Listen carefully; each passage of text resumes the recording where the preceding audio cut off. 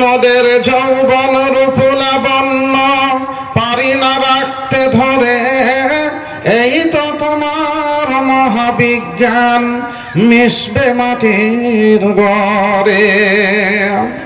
আমরা বিজ্ঞানী পারি শুধু ভাঙা গড়ার কাজ, তোমার সৃষ্টি দেখলে মোরা পাই গো বড় রাজ।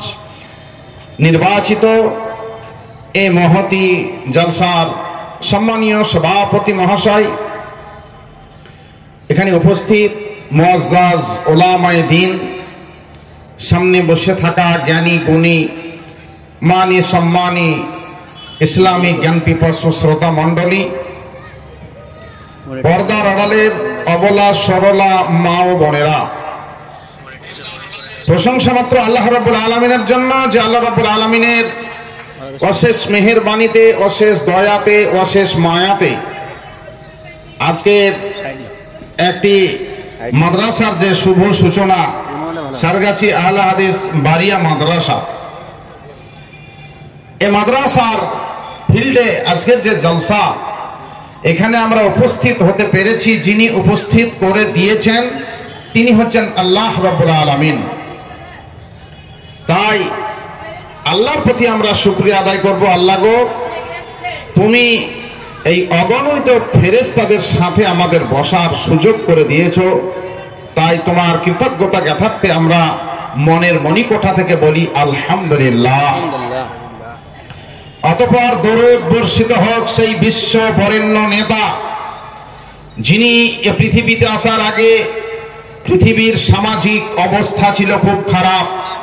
চুরি ডাকাতি, মারামারি, কাটাকাটি, ফাটাফাটি, লাঠালাঠি, গন্ডামি, ভণ্ডামি, সুদ, জুয়া, সঙ্গীত সমস্যা, শোষণ, পীড়ন, ধর্ষণ, অপহরণ, স্বৈরাচারী, কালোবাজারি, 2 নম্বরি, অত্যাচার, অনাচার, চিটারি, ধাপ্পাবাজি, সন্ত্রাসবাদের বাজার রমিয়ে চলছিল। যিনি আসার পর এ সমস্ত সমস্যার সমাধান করেছিলেন। যারা ছিল কুখ্যাত সন্ত্রাসবাদের নায়ক, তাদেরকে তিনি পরিণত করেছিলেন শান্তির মহানায়কে।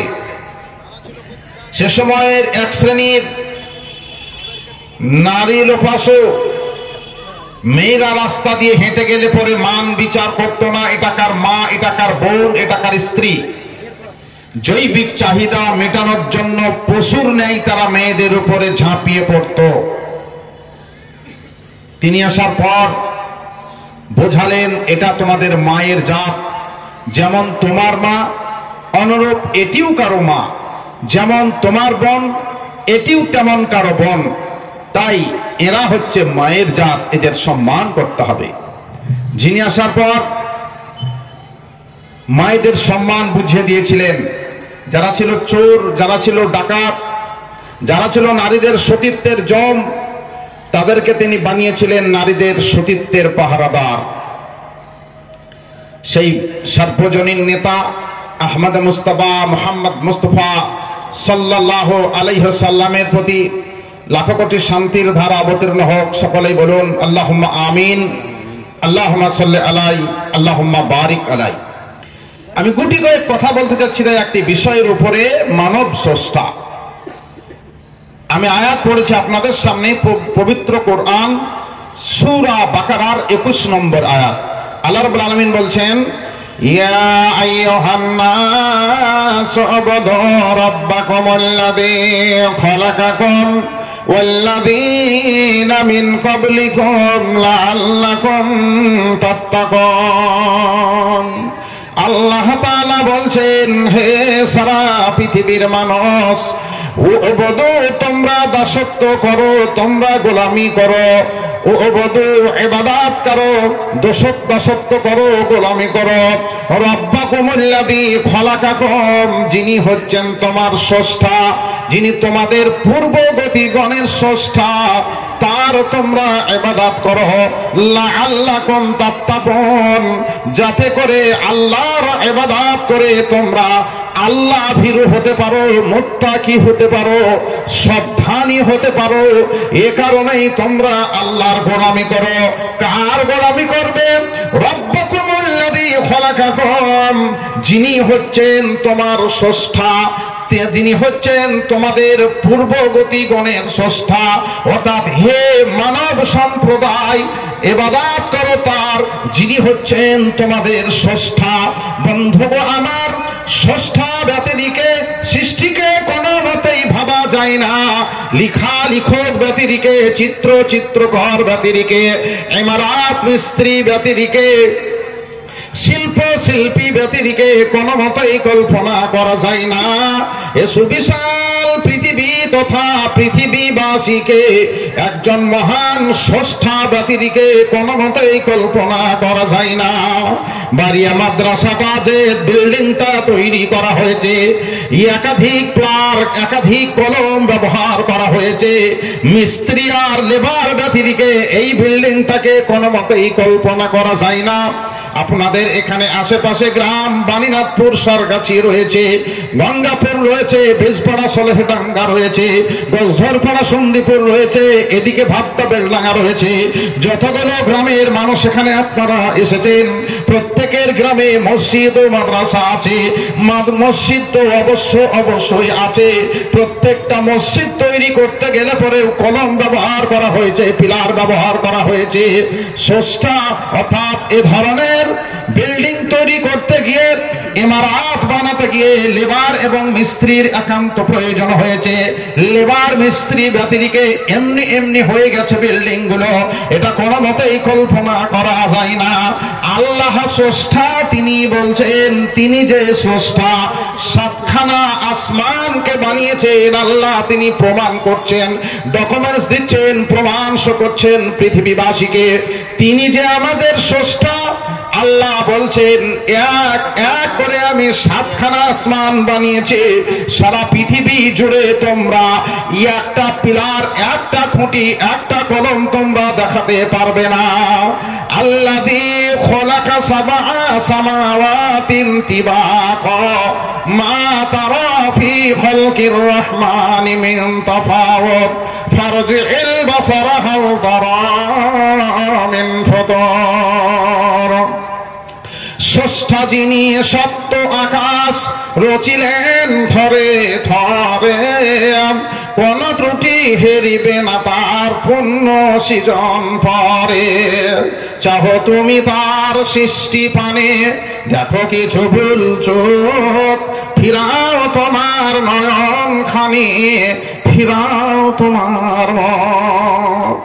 অক্ষমহীন দৃষ্টি তোমার সৃষ্টিতে পাবে ফাঁকি, ফিরাও তোমার নয়ন খানি, ফিরাও কান্দাল আখি।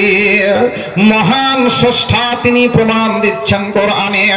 আল্লাযী খলাকা সাবআ সামাওয়াতিন তিবাকা, তিনি মহান স্রষ্টা, এক এক করে সাতখানা আকাশকে তিনি ঝুলিয়েছেন।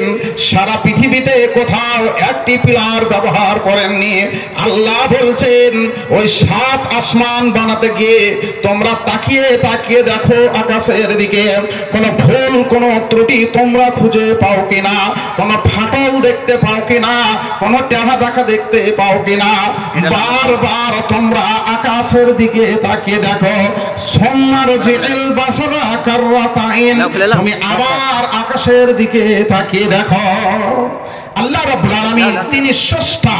আমি বলতে চাচ্ছিলাম, স্রষ্টা ব্যতিরিকে সৃষ্টিকে কোনোমতেই কল্পনা করা যাবে না।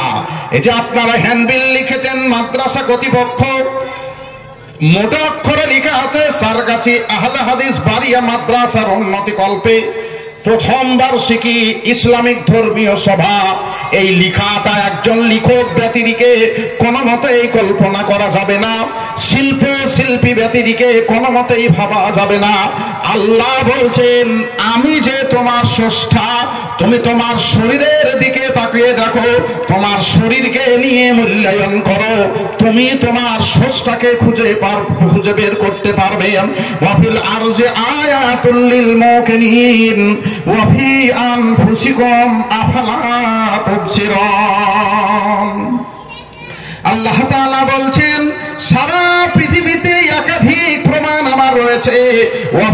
আনফুসিকুম, তোমার শরীরে আমার প্রমাণ আছে। আফালা তুবসিরুন, সেগুলোকে নিয়ে কি তোমরা ভাবনা চিন্তা করো না?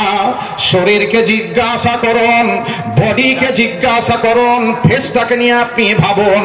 আমি আফজাল হোসেন, আমার চেহারার সঙ্গে সম্মানীয় কুতুবউদ্দিন সাহেব শাইখুল হাদিস, তিনার সঙ্গে আমার চেহারার কোনো মিল নাই। আজকের বক্তা বন্ধুবর সোহেল সালভি, তার চেহারার সঙ্গে আমার চেহারার কোনো মিল নাই। এখানে যতগুলো লোক আপনারা বসে আছেন, একজনের সঙ্গে আর একজনের চেহারার মিল নাই। শুধু সারগাছিতে নয়, মহলাতে নয়, গঙ্গাপুরে নয়, ভাবদাতে নয়, বেলডাঙ্গাতে নয়, মুর্শিদাবাদ, হুগলি, হাওড়া, উত্তর 24 পরগনা, দক্ষিণ 24 পরগনা, পশ্চিম বাংলা, বিহার, ঝাড়খণ্ড, আসাম, ত্রিপুরা, মেঘালয় থেকে শুরু করে ভারত, আমেরিকা, আফগানিস্তান, পাকিস্তান, সারা পৃথিবীতে যতগুলো মানুষ আছে, এই একটা মানুষের সঙ্গে আর একটা মানুষের চেহারার মিল হবে না। পৃথিবীতে যতগুলো মানুষ আমার আল্লাহ তৈরি করেছেন, প্রত্যেকটা মানুষের চেহারা হচ্ছে আলাদা আলাদা। আপনারা বলবেন সারগাছি বাজারে হাবিল আর কাবিল দুই ভাই একই রকম দেখতে, আমি বলবো তাদের আপনি ডেকে নিয়ে আসুন। এরকম যত হাবিল কাবিল আছে পৃথিবীতে নিয়ে আসুন, লম্বা লাইন দিয়ে দেন। কুতুবউদ্দিন সাহেবের সামনে একটা কম্পিউটার দিয়ে দেন, এবার তারা ফিঙ্গারপ্রিন্ট দিবে, আঙ্গুলের ছাপ দিবে, কম্পিউটার বলে দিবে এটা অমকের, এটা অমকের, এটা অমকের। সারা পৃথিবীর প্রত্যেকটা মানুষের ফিঙ্গারপ্রিন্ট হচ্ছে আলাদা আলাদা। আল্লাহ বলছেন, আল্লাহ রাব্বুল আলামিন বলছেন, ওয়াফি আনফুসিকুম আফালা তুবসিরুন, কে তুমি খুঁজিছ স্রষ্টারে ভাই আকাশ পাতাল জুড়ে, কে তুমি খুঁজিছ বনে জঙ্গলে, কে তুমি পাহাড় চূড়ে। হাই ঋষি দরবেশ, বুকের মানিকে বুকে রেখে তুমি খুঁজিছ দেশ দেশ। ইচ্ছা অন্ধ আঁখি খোলো, দেখো দর্পণে নিজ কায়া, দেখিবে তোমার অবয়বে পড়েছে তাহার ছায়া। সকলের মাঝে প্রকাশ তাহার, সকলের মাঝে তিনি, আমাকে দেখিয়া আমার অদেখা জন্মদাতারে চিনি। আমি বলতে চাচ্ছিলাম মানব স্রষ্টা, মানব সৃষ্টিকে মানব স্রষ্টা একমাত্র আল্লাহ রাব্বুল আলামিন। আল্লাহ বলছেন, তুমি তোমার শরীরের দিকে তাকিয়ে দেখো কোথা থেকে তুমি এসেছো। এখানে যতগুলো লোক বসে আছেন, আপনারা নিজেকে জিজ্ঞাসা করুন তো, পৃথিবীর কোন কারখানা থেকে আপনি এসেছেন? এতগুলো মোবাইল 10টার আশেপাশে মোবাইলগুলো লাইভ চলছে, এগুলোর একটা কারখানা আছে, কারিগরও আছে। এই দেখেন এখানে মিষ্টির কারিগর বসে আছেন ইসরাফিল সাহেব, এত সুন্দর মিষ্টি ওনার হাতে খেলে জান জুড়িয়ে যাবে। সে যখন আপনার সলেরাঙ্গা মাদ্রাসায় পড়তাম, ইমানি মোল্লা সাহেব পেছন দিকে আমার বাসা, উনি আমার শিক্ষক। আমি যখন আদনা জামাতে পড়ি, বয়স যখন 11, আমি 5 বছরের ছাত্র সলেরাঙ্গার, তো তখন থেকে ওনার দোকানে আমরা কাস্টমার। বলতে চাচ্ছিলাম, কারিগর উনি, একটা মিষ্টির কারিগর উনি। তো লাইটের কারিগর আছে, কারখানা আছে, ঘড়ির কারিগর আছে, কারখানা আছে, মাইকের কারিগর আছে, কারখানা আছে। যুক্তির ক্ষেত্রে মেনে নিন, মাইকের কারিগর এবং কারখানা আছে দিল্লিতে, লাইটের কারিগর এবং কারখানা আছে মুম্বাইয়ে, ঘড়ির কারিগর এবং কারখানা আছে কলকাতার মাটিতে। ওগো ভাই, ওগো বন্ধু, ওগো বোন, ওগো মা, আমি আপনাদের জিজ্ঞাসা করি, এবার আপনারা বলুন, ঘড়ি, মাইক, লাইটের যারা কারিগর, তাদের কারিগরকে, ইসরাফিল সাহেব মিষ্টির কারিগর, মানুষের কারিগরকে আপনি বলুন। লাইট, ঘড়ি, মাইকের কারখানা দিল্লি, মুম্বাই আছে, মানুষ তৈরির কারখানা কোথায় আছে? এবার আপনি আমাকে বলেন। সারা জীবন যদি খুঁজে খুঁজে বেড়ান, সারা পৃথিবীতে কোথাও মানুষ তৈরির কারখানা খুঁজে বের করতে পারবেন না। মালদা জেলার ছোট্ট বক্তা মনিরউদ্দিনকে দেখেছেন, চলুন ঘাড়ে করে সুদূর আমেরিকা চলে যায়, চীনে চলে যায়, আর তাদেরকে গিয়ে বলি প্রযুক্তির দিক দিয়ে আপনারা অনেকটা আগে আছেন, মনিরুদ্দিনকে 6 ফুট বানিয়ে দেন। তারা বলবেন কোনো মতেই আমাদের সম্ভব নয়, কেননা মানুষ তৈরির কারখানা আমাদের কাছে নাই। সারা পৃথিবীর বিজ্ঞান জগৎ যদি এক জায়গা হন, মানুষ তৈরি তো দূরের কথা, একটা মাছির অরিজিনাল ডানা তৈরি করে দেখাতে পারবে না। যিনি মানুষ তৈরির কারিগর আল্লাহ রাব্বুল আলামিন বিজ্ঞানময় ভাষায় তিনি সূরা আল ইমরানের 6 নম্বর আয়াতে ঘোষণা করছেন, হুয়াল্লাযী ইউসাব্বিরুকুম ফিল আরহাম কাইফা ইয়াশা। তিনি আল্লাহ পাক ইউসাব্বিরুকুম তোমাদেরকে তৈরি করেন ফিল আরহাম মায়ের পেট কারখানাতে। এই আয়াত প্রমাণ করছে আল্লাহ মানুষ তৈরির কারিগর, মায়ের পেটটা হচ্ছে কারখানা। আল্লাহ বলছেন মায়ের পেট কারখানাতে আমি আল্লাহ পাক তোমাদেরকে তৈরি করি। কাইফা ইয়াশা, যাকে যেমন করে খুশি তাকে তেমন করে আমি আল্লাহ পাক তৈরি করি। কাউকে সুশ্রী করে, কাউকে কুশ্রী করে, কাউকে পূর্ণাঙ্গ করে, কাউকে বিকলাঙ্গ করে, কাউকে নর করে, কাউকে নারী করে পৃথিবীতে আমি আল্লাহ পাক তোমাদেরকে পাঠাই। মানব স্রষ্টা আল্লাহ মায়ের কোন পেট কারখানা থেকে যদি পর পর পর পর 3টে মেয়ে নিয়ে আসার ইচ্ছা করেন, 2টো মেয়ে নিয়ে আসার ইচ্ছা করেন, 5টা মেয়ে নিয়ে আসার ইচ্ছা করেন, সারা পৃথিবীর কোন মডার্ন টেকনোলজি নাই, মায়ের পেট থেকে একটা পুত্র সন্তান নিয়ে এসে দেখিয়ে দিতে পারে। আবার আল্লাহ যদি কোনো মাকে সন্তান না দেন, আপনার এই সারগাছিতে হয়তো কোটি কোটি টাকার মালিক, 1000 কোটি টাকার মালিক আছে, কোন মায়ের হয়তো একটা ন্যাংরা খোঁড়া সন্তান নাই। আল্লাহ বলছেন সূরা সূরার 49 এবং 50 নম্বর আয়াতে, ইয়াহাবু লিমান ইয়াশাউ ইনাসাও ওয়া ইয়াহাবু লিমান ইয়াশাউ যুকর আও ইউযাওযিজুহুম যুকরানা ওয়া ইনাসা ওয়া ইয়াজআলু মান ইয়াশাউ আকিমা। ইয়াহাবু লিমান ইয়াশাউ ইনাসা, আল্লাহ যাকে চান তাকে শুধু মেয়ে দেন, মেয়ে আর মেয়ে, মেয়ে আর মেয়ে। আল্লাহ যাকে চান তাকে শুধু ছেলে দেন। আও ইউযাওযিজুহুম যুকরানা ওয়া ইনাসা, আল্লাহ যাকে চান তাকে ছেলেও দেন মেয়েও দেন। ওয়া ইয়াজআলু মান ইয়াশাউ আকিমা, আল্লাহ যাকে চান তাকে বন্ধ্যা করে রেখে দেন, সন্তানাদি দেন না।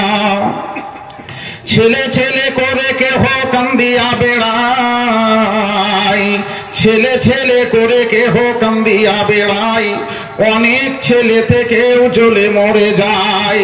কাউকে দেন আল্লাহ নারী আর নারী, আর কাউকে দেন আল্লাহ নর আর নারী।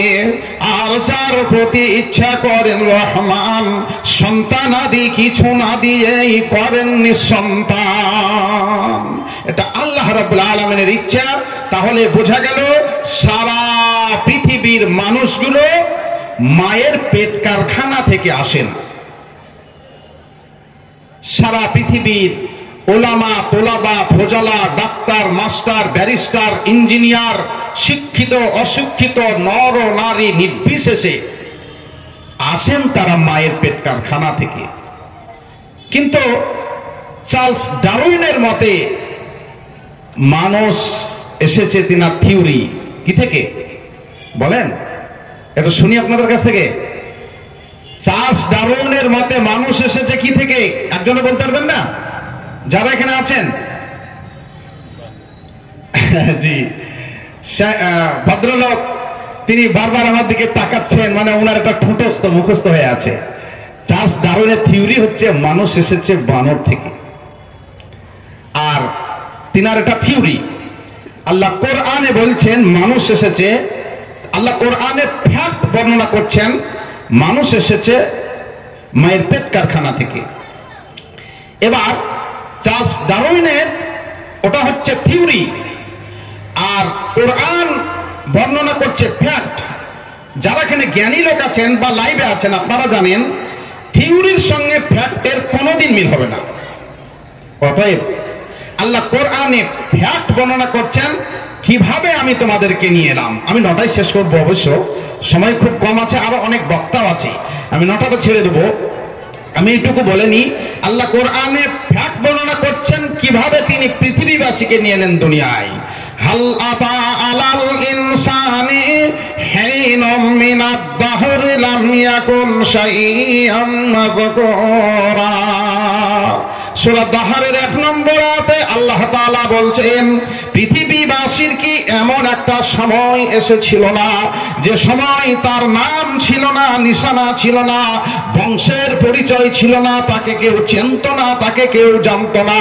ডক্টর জাকির নায়েক হিসাবে, কাবা শরীফের ইমাম আব্দুর রহমান সুদাইস হিসাবে, সম্মানীয় আব্দুল্লাহ সালাফি সাহেব হিসাবে,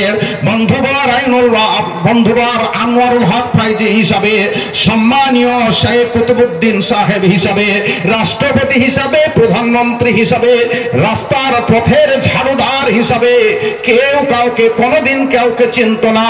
মানুষের এমন একটা সময় ছিল তার কোনো অস্তিত্ব ছিল না। আল্লাহ বলছেন পৃথিবীবাসী কেমনে নিয়ে এলাম শোনো। সূরা হজের 5 নম্বর আয়াতে আল্লাহ বলছেন ফাইন্না খলাকনাকুম মিন তুরাবিন সুম্মা মিন নুতফাতিন সুম্মা মিন আলাকাতিন সুম্মা মিন মুযগাতিন মুখাল্লাকাতিন ওয়া গায়রি মুখাল্লাকাতিন লিনুবাইয়িনা লাকুম। মহান আল্লাহ বলছেন ফাইন্না খলাকনাকুম মিন তুরাব, পৃথিবীবাসী আমি আল্লাহ তোমাকে মাটি থেকে সর্বপ্রথম তৈরি করেছি। যেমনটি মাটি থেকে খাদ্য উৎপন্ন হয়, খাবার উৎপন্ন হয়, আপেল হয়, কলা হয়, নাশপাতি হয়, ধান হয়, গম হয়, বিভিন্ন ফসল জমি থেকে মাটি থেকে উৎপন্ন হয়। সেই খাবার খেয়ে মায়ের শরীরে তৈরি হয় ডিম্বাণু, পিতার শরীরে তৈরি হয় শুক্রকীট।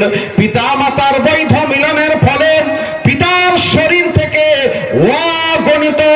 অগণন শুক্রকীটগুলো ডিম্বাশয়ের দিকে, ডিম্বাণুর দিকে প্রাণপণে ছুটতে থাকে। বন্ধু আমার, অগণিত শুক্রকীট যখন ছুটতে ছিল, আর ছুটতে ছুটতে ছুটতে প্রচুর পরিমাণে আপনার শুক্রকীট গুলো পথিমধ্যেই তারা মারা গিয়েছিল। একটি মাত্র শুক্রকীট মায়ের ওই ডিম্বাশয়ে ডিম্বাণুর কাছে গিয়ে পৌঁছাতে পেরেছিল। যেটা হচ্ছেন আপনি, যেটা হচ্ছেন আপনি, যেটা হচ্ছেন আপনি, যেটা হচ্ছি আমি। বন্ধুগো আমার আল্লাহ বলছেন সুম্মা মিন নুতফা, অতঃপর আমি আল্লাহ তোমাকে বীর্য থেকে তৈরি করেছি। মায়ের পেটে পৃথিবীর সমস্ত মানুষগুলো 40 দিন পর্যন্ত বীর্য আকারে ছিল। আল্লাহ কোরআনে বলছেন সুম্মা মিন আলাকা, অতঃপর আমি আল্লাহ তোমাকে তৈরি করেছি আলাকা থেকে, রক্তপিণ্ড থেকে, ব্লাস্টোসিস থেকে, জোকের মতো করে দ্বিতীয় 40 দিনে আমি আল্লাহ পাক তোমাকে মায়ের পেটে রেখেছি। আল্লাহ বলছেন সুম্মা মিন মুযগা, অতঃপর তৃতীয় 40 দিনে মায়ের পেটে আমি তোমাকে মাংসের গোটা করে রেখেছি। সারা পৃথিবীর সমস্ত মানুষগুলো মায়ের পেট কারখানাতে মাংসের গোটা সে অবস্থায়।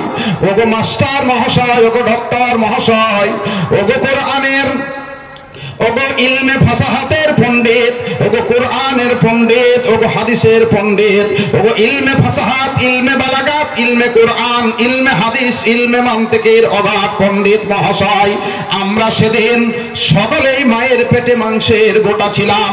আপনারা বলুন ওই মাংসের গোটা থেকে কে কাবা শরীফের ইমাম আব্দুর রহমান সুদাইস সাহেবকে বানালেন? বলুন বলুন, পৃথিবীর মানুষগুলোকে মাংসের গোটা থেকে কে বানালেন? আপনার এই সুন্দর বডিখানা কে বানালেন? পৃথিবীর কোন চিকিৎসকের পক্ষে, চিকিৎসা বিজ্ঞানের পক্ষে সম্ভব নয়।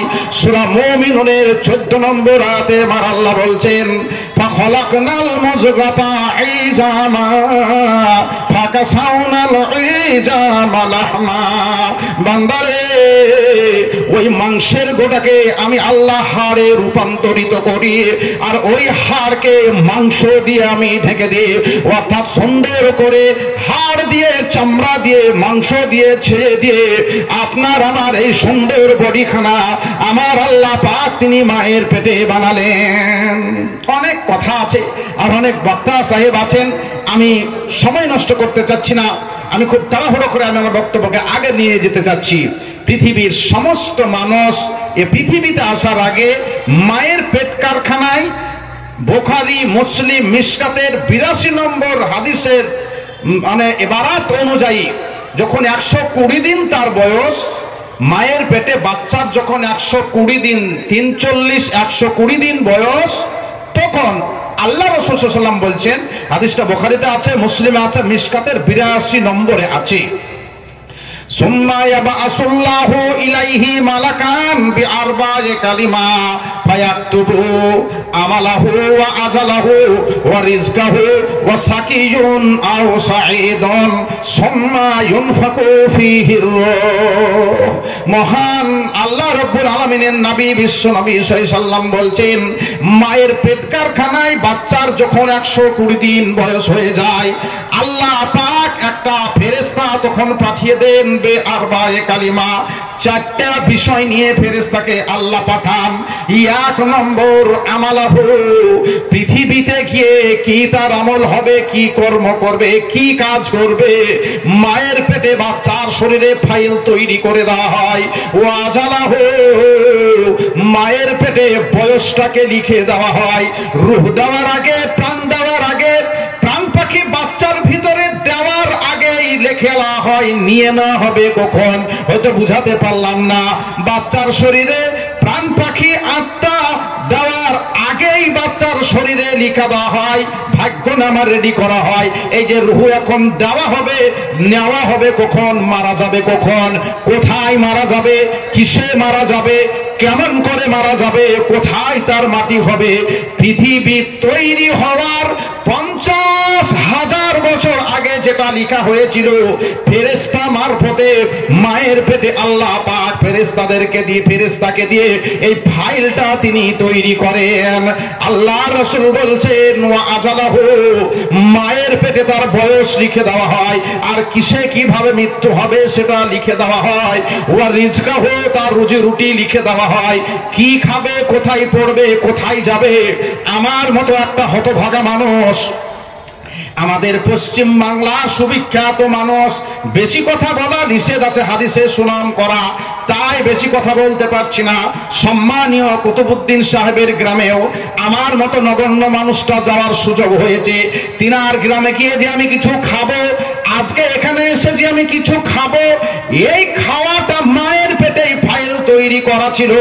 23 তারিখে গিয়ে আফজাল হোসেন সেখানে খাওয়া দাওয়া করবে, আপনারা এখানে আসবেন, খাওয়া দাওয়া করবেন, এটা পূর্ব নির্ধারিত। আল্লাহর রাসূল বলছেন, ওয়া রিজকাহু, তার রুজি রুটিটাকে মায়ের পেটেই ফাইসালা করে দেওয়া হয়। ওয়া সাকিয়ুন আও সাঈদুন, সে লোকটা ভালো হবে না মন্দ হবে সেটাও মায়ের পেটে ফাইল তৈরি করা হয়। সুম্মা ইউনফাকু ফীহির রূহ, অতঃপর ওই 120 দিনের বাচ্চার শরীরের ভিতরে রূহটাকে দিয়ে দেওয়া হয়, প্রাণ দেওয়া হয়, মানব আত্মা যেটা বলি, ওই আত্মাটাকে বাচ্চার শরীরে দিয়ে দেওয়া হয় ফেরেশতা মারফতে। বাচ্চার ভিতরে যখন রূহ আছে, প্রাণ পাখি আছে, মায়ের পেটটা কাটা হয় না, ফাড়া হয় না, চেরা হয় না। মহান আল্লাহ তেনার সৃষ্টি কৌশলের মাধ্যমে ইউনফাকু ফীহির রূহ, ফেরেশতাকে দিয়েছে প্রাণ, তিনি পৌঁছে দেন। বন্ধু আমার, বাচ্চা প্রাণ পেল, বাচ্চা বলছে খাবো, খেতে দাও, ক্ষুধা পেয়েছে। পৃথিবীর কোন খাদ্যমন্ত্রী বাচ্চাকে খাবার পৌঁছাতে পারে না। আমার আল্লাহ পাক মায়ের শরীরের মিক্সটাকে রিফাইন করে মায়ের নাড়ি দিয়ে নিয়েছে বাচ্চার নাড়িকে, আর মায়ের নাড়িকে এক জায়গা করে দিয়ে নাড়ির সাহায্যে আল্লাহ পাক বাচ্চাকে খাবার খেতে দেন। পৃথিবীর সমস্ত মানুষগুলোকে আল্লাহ রাব্বুল আলামিন একই নিয়মে খাবার খাইয়েছেন মায়ের পেটে। বাচ্চা যখন মায়ের পেট থেকে আসে, ডক্টরদের জিজ্ঞাসা করবেন, নার্সদের জিজ্ঞাসা করবেন, বন্ধুগো আমার, মায়ের নাড়ি আর বাচ্চার নাড়ি এক জায়গা থাকে, কাঁচি দিয়ে সেটাকে আপনার ডিসকানেক্ট করা হয়, কেটে দেওয়া হয়। মায়ের পেট থেকে যখন বাচ্চা আসে, আমার আল্লাহ বলছেন, আল্লাহু আখরাজাকুম মিন বুতুনি উম্মাহাতিকুম লা তা'লামুনা শাইআ। সূরা নাহলের ৭৮ নম্বর আয়াতে আমার আল্লাহ পাক ঘোষণা করছেন, এমন অবস্থায় আমি আল্লাহ তোমাকে মায়ের পেট থেকে নিয়ে এলাম, লা তা'লামুনা শাইআ, কোনো কিছুই তোমার জানা ছিল না। রক্তে পড়ে ট্যা ট্যা কোহা কোহা করে তুমি কান্না করেছো। জনম দুঃখিনী মা, মায়ের অন্তরে আল্লাহ এত সুন্দর মহব্বতের টাওয়ার তিনি বসিয়ে দিয়েছেন। বাচ্চা যখন ট্যা ট্যা করে কান্না করেছে, মা বলেছেন, আমার বুকের মানিক আমার বুকে নিয়ে এসে দাও। মা কাটা কবুতরের মতো লাফাঝাপা করেছেন, সারা শরীরে ব্যথা। যখন বাচ্চাকে নিয়ে এসে মায়ের বুকে দেওয়া হয়, মা বাচ্চাকে বুকে জড়িয়ে ধরে নিয়ে কয়েক সেকেন্ডের ভিতরে 10 মাস 10 দিনের ব্যথা মা তখন ভুলে যান। প্রশংসা কি করিব আমি মাতা ও পিতার, যাদের জন্য দেখিয়াছি মুখ দুনিয়ার। হাই রে প্রসব কালে ব্যথা জননীর, যে ব্যথাই ঘুম নাই চোখে পড়শির, বাঁচিবার আশা নাই। হাই হাই হাই প্রসব হইল ছেলে এমন সময়, উঠিতে না পারে মুখে না সরে জবান, ইশারাতে বলে ছেলে আমার কাছে আনো। যখন আনিয়া ছেলে মায়ের কাছে দিল, হাই রে দরদি মাতা বুকে ধরে নিল।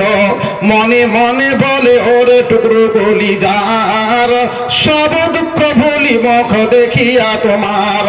এত দুঃখ সহ্য করে যে মাতা তোমার, কি দিয়ে শুধিবে ঋণ বলো গো তাহার।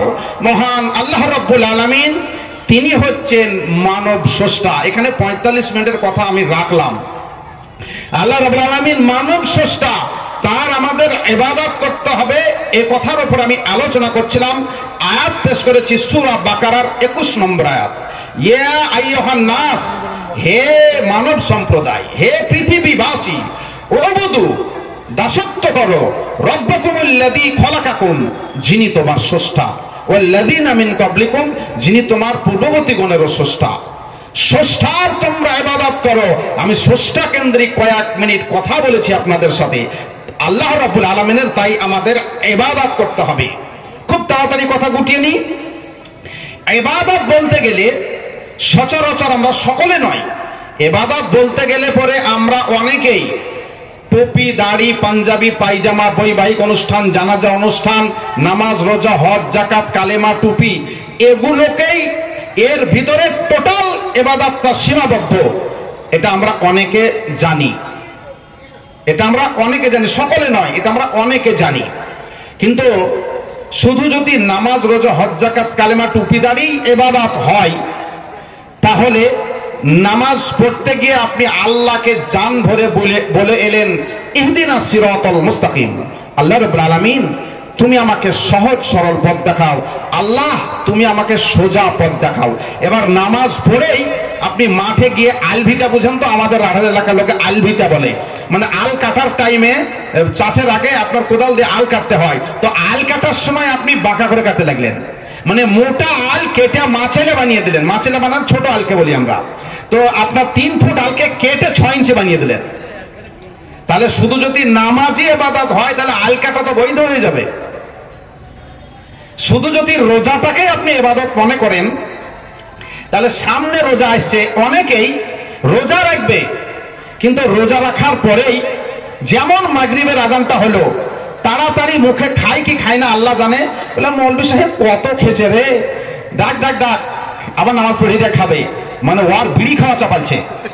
তাড়াতাড়ি এসে মৌলভী সাহেবকে যে নামাজটা পড়িয়ে নিয়ে মসজিদের কানটাতেই বিড়ি থয়, মানে মানে মুত্তাকি পরেশগার ও মসজিদে বিড়ি ভরবে না, দিয়ে নামাজ পড়ে একবারে 12-14 জন মিলে একবারে সাঁজাল জেলে দেয়।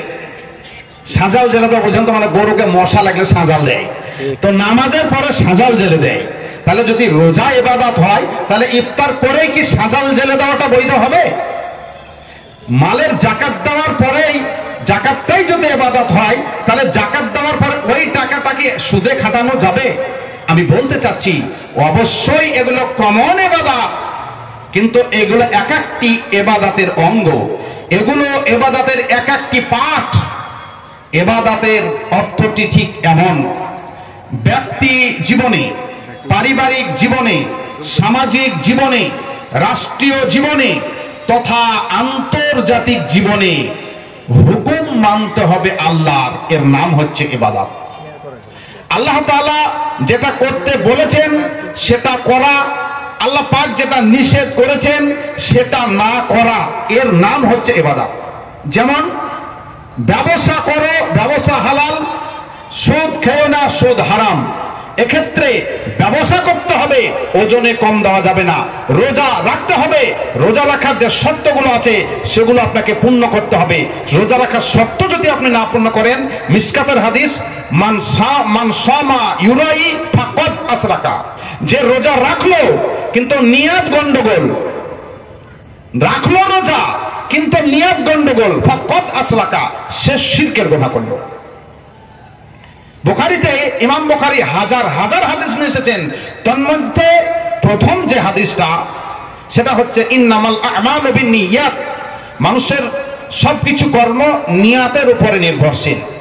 তাই হাদিসে এসেছে, যে হাদিসগুলো হাজার হাজার বার ওয়াজ শুনেছেন আপনারা, মান সামা রমাজানা ঈমানান ওয়া ইহতিসাবান, যারা রোজা রাখে ঈমানের সাথে নেকির আশায়। তার মানে কি এখানে কমন শর্ত হচ্ছে রোজা রাখতে হলে ঈমানদার হতে হবে। ইয়া আইয়ুহাল্লাযীনা আমানু কুতিবা আলাইকুমুস সিয়াম, হে মুমিনগণ তোমাদের উপরে সিয়াম ফরজ। তাহলে সিয়াম রাখার আগে আপনাকে ঈমান রাখতে হবে। ভাই আমার বন্ধুরা, এ বিষয়ে আমার কিন্তু বক্তব্য নয়, আমি বলতে চাচ্ছিলাম মহান স্রষ্টা তিনার আমাদেরকে ইবাদত করতে হবে। ইবাদত বলতে গেলে পরে আপনি একটা পা সামনে বাড়াতে গেলে আপনাকে রুটিন ফলো করতে হবে। আল্লাহ, আল্লাহ রাসূল কিভাবে আপনাকে পা বাড়াতে বলেছেন, মানে পা বাড়ার কথা। হ্যাঁ, আল্লাহ রাসূল পায়খানা ফিরা শিখিয়েছেন। আমার বাম পাশে শাইখ সাহেব বসে আছেন, জিজ্ঞাসা করবেন, পায়খানা ফিরার নিয়ম আল্লাহ রাসূল শিখিয়েছেন আমাদেরকে। তাই আল্লাহ তাআলা যেটা করতে বলেছেন সেটা করা, যেটা নিষেধ করেছেন সেটা না করা, এর নাম হচ্ছে ইবাদত। তো ইবাদতের এতগুলো যেখানে দিক, এখানে আরো 45 মিনিটের কথা রাখলাম। ইবাদতের এতগুলো যেখানে দিক, তো এত ইবাদতের দিক মৌলানা জানবো কিভাবে আর মানবই বা কিভাবে? ইমাম বুখারীতে একটা বাবই নিয়ে এসেছেন, বাবুল ইলমে কাবলাল কওলি ওয়াল আমাল, কিছু করার আগে আগে জানা তারপরে করা। তো আজকে যে মাদ্রাসার জালসা, বিশেষ করে যেসব মাদ্রাসায় কোরআন ও হাদিসের দার্স ও তাদরিস দেওয়া হয়, দার্স দেওয়া হয়, সেখানে এই মানবো কিভাবে আর জানবো কিভাবে, এটাই শিক্ষা দেওয়া হয়। ইবাদত করাটা যেমন কমন, যেরকম ফরজ, অনুরূপ ইবাদত করার সমস্ত জিনিসকে জানাটাও হচ্ছে আপনার ফরজ। যেরকম আপনি মোবাইল কিনলেন, মোবাইলের ভিতরেই দেখবেন একটা নতুন বই দেওয়া থাকে, মোবাইলের ভিতরে একটা নতুন বই দেওয়া থাকে, ওই বইয়ে লেখা থাকে ওই মোবাইলটা আপনি কিভাবে চালাবেন। এটা আপনারা এখানে অনেকে বসে আছেন, ওই প্রেসার কুকার দেখেছেন নিশ্চয়, মা বোনেরা এখানে আছে তো কিছু কম বেশি নাকি, মায়েরাও আছে, তো মা বোনেরা আপনারাও জানছেন প্রেসার কুকারটার যেটা ঢাকনা আর কি একটু বাঁকা করে ঢোকাতে হয়। ডাইরেক্ট যদি ঢোকান তো আমারও চেষ্টা করলে পরে ঢোকাতে পারবে না। তো মালদার এইদিকে একটা মেয়ে ছেলে, বিটি ছেলে, আর মাকে বলছে, মা আগে কেমন করে বাপজি প্রেসার কুকার কিনে আছে, বাপজিকে প্রেসার কুকার কিনতে ঢং হয় না গে, হ্যাঁ প্রেসার কুকারটা বাঁকা কোনো মতে ঢুকছে না গে মা, মানে বাঁকা করে ঢোকাতে হবে, সোজা নয়। কিভাবে ঢোকাতে হবে, ওই প্রেসার কুকারের সাথে একটা বই দেওয়া আছে। এখানে যতগুলো মোবাইল আছে আলাদা আলাদা কোম্পানি, প্রত্যেকটা কোম্পানি একটা একটা করে বই দিয়েছে কিভাবে চালাতে হবে। বাড়িতে 90% লোকের বাড়িতে ফ্রিজ আছে, সাথে বই আছে কিভাবে চালাতে হবে। আল্লাহ রাব্বুল আলামিন পৃথিবীর শ্রেষ্ঠ কম্পিউটার মানব সম্প্রদায় ইনাদেরকে তিনি বানালেন, আর এই প্রোডাক্টের সঙ্গে একখানা বই দিলেন যেটা হচ্ছে কোরআনুল কারীম, যেটা হচ্ছে কোরআন মাজিদ। মানব সম্প্রদায়ের সঙ্গে এই বই তিনি দিলেন। আল্লাহ রাব্বুল আলামিন বলেন সূরা ইব্রাহিম আয়াত নম্বর 1, কিতাবুন আনজালনাহু ইলাইকা লিতুখরিজান নাসা মিনাজ-যুলুমাতি ইলান-নার। নবী গো, আমি আপনার নিকটে একখানা কিতাব দিলাম, গাইড বুক দিলাম, গাইডলাইন দিলাম, যেই গাইড বুকের মাধ্যমে মানুষদেরকে অন্ধকার থেকে আলোর দিকে আপনি নিয়ে আসতে পারবেন। তাহলে মানব সম্প্রদায়ের সঙ্গে গাইড বুক দিয়েছেন আল্লাহ কোরআন। মোবাইলের সাথে, প্রেসার কুকারের সাথে, অনুরূপ মানুষের সাথে বই দিয়েছেন কোরআন। এবার আপনি বলুন, এই কোরআনের সঙ্গে সম্পর্ক আপনার কতটুকু? কোরআনের সঙ্গে সম্পর্ক যতটুকু, ইবাদতের ভোল্টেজ আপনার উঠবে ততটুকু। একটু আগে মাস্টার সাহেব বলছিলেন যে এমনও বাড়ি গেছি যে বাড়িতে কোরআন দেখছি কোরআনের গায়ে ধুলোরই চাদর পরানো আছে। এমনও বাড়ি আছে যে কোরআন মাজিদ রেখে রেখে কোরআন মাজিদের উপরে মুরগিতে ডিমও পেড়ে আছে, যে মা কোরআনের উপরে ডিম দিয়ে দিয়েছে রে মা, মানে কোরআন মাজিদের উপরে মুরগিতে ডিম পেড়েছে। হাই জাতি, আজকে আমরা কোথায়? আমি ভালো আছেন ভাই? মাদানী সাহেব এসেছেন, এতগুলো ভালো ভালো আলেম থাকতে আমার মতে কমা মানুষটাকে স্টেজে রাখা ঠিক হবে না, আমি পালিয়ে যাব। তো আমি শেষ করতে যাচ্ছি। আমার অনুরোধ যেটা আপনাদের কাছে, সেটি হচ্ছে এই কোরআনী শিক্ষা কেন্দ্র খুলতে চলেছেন এই বারিয়া মাদ্রাসা, যেটিকে পড়ে আমরা আল্লাহ রাব্বুল আলামিনের ইবাদত করা শিখতে পারবো। এই শিক্ষা প্রতিষ্ঠানের এটাই হচ্ছে মূল লক্ষ্য। ভাই, এই শিক্ষা প্রতিষ্ঠান চালাতে গেলে আসল যেটা দরকার সেটা হচ্ছে পয়সা। টাকা ছাড়া দুনিয়ার চাকা ঘুরবে না। যে কোনো জায়গায় যাবেন, এখন বহরমপুরে পেশাব ফিরা হচ্ছে 5 টাকা, আর নিউ কোচবিহার যখন আমরা পার করি, ফালাকাটা ওই সাইডে যখন ঢুকে যাই, কালকের চা আজ গরম করে দেয় টেনে, তাও 10 টাকা।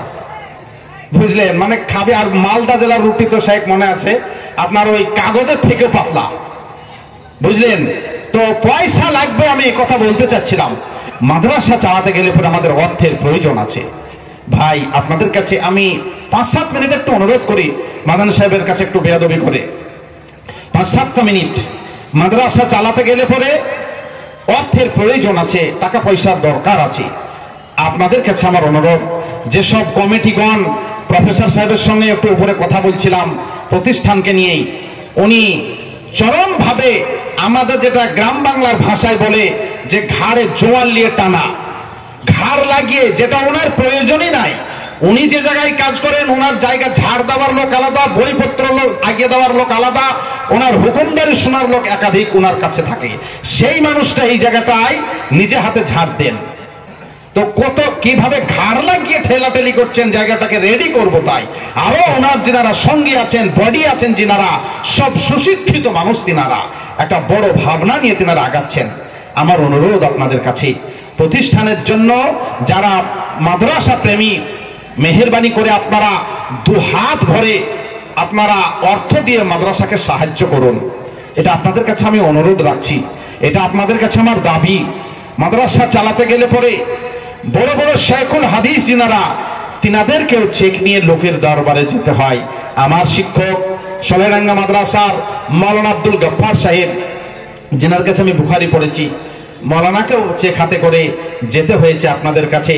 তারপরে বলে যে মৌলবীরা সব খেয়ালিলে, যে লোকটা চটি পালিশ করার যোগ্যতা নাই অনেকে, তারাও মানে হয়তো আলেমদের সমালোচনা করে যে তাই চেকে আদায় করে সব খেয়ে নিলে। ওহ আল্লাহুস সামাদ। আমাদের সেই পরিবেশ পরিস্থিতি থাকলে যিনাদের মানে 50,000 টাকা বেতন দেওয়া তো উচিত বলে আমি মনে করছিলাম। অনেক শাইখুল হাদিস আছেন। তাই আমি বলতে চাচ্ছিলাম যে মাদ্রাসায় টাকার প্রয়োজন আছে। আপনাদের কাছে আমার অনুরোধ যে আপনারা মেহেরবানি করে এই প্রতিষ্ঠানের জন্য একটু ভাববেন। আপনারা অনেকেই বসে আছেন, 5 মিনিট আপনাদের কাছে আমি সময় চাইছি মাদ্রাসার জন্য।